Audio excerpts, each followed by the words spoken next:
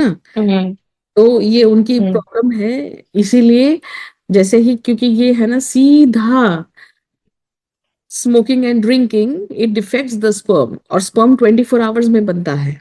तो अगर आज किसी ने ड्रिंक करना बंद किया तो 3 महीने के बाद उनका स्पर्म बहुत अच्छा हो जाता है, पर मिनिमम 3 मंथ तो रखते हैं ना ऑफिशियली। आज के जमाने में और पहले के जमाने में और पहले के बहुत ज्यादा जमाने में गॉज ऑफ चाइल्ड होते थे। और तब पहले से ही, 1.5 साल पहले से ही, कि भाई ये जो क्षेत्र है उनका राजा होना चाहिए।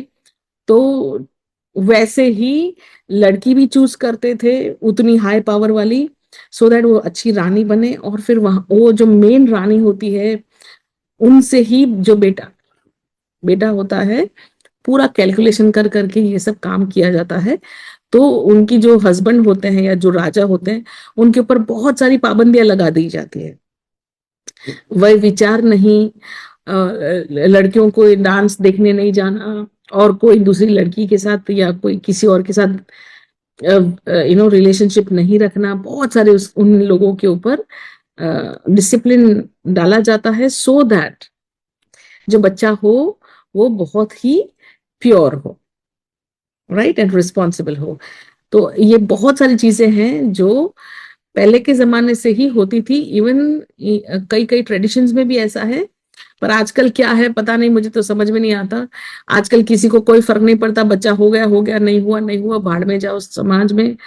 I mean bad behaviour. और एक बार बच्चा हो भी जाता है तो भी कभी कभी, मतलब मैंने बहुत नेगेटिव देखा है कि सास ससुर जो है वो बहू को खाना खिलाना ही बंद कर देते हैं, मुझे नहीं पता क्यों। तो ऐसी सिचुएशन में हमें चाहिए ही नहीं बच्चों के लिए।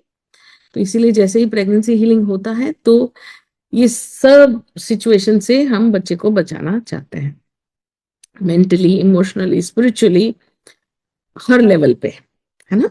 सो गॉड्स लव चाइल्ड जो है, वो हम God's love healing with God's love pregnancy healing जो है, उससे गॉड्स लव चाइल्ड का जन्म होता है।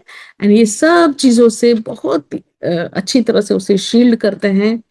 और हम एटलीस्ट 1.25 महीने का, 1.25 साल का होता है तब तक हम कंटिन्यूसली हीलिंग करते हैं बच्चे के ऊपर।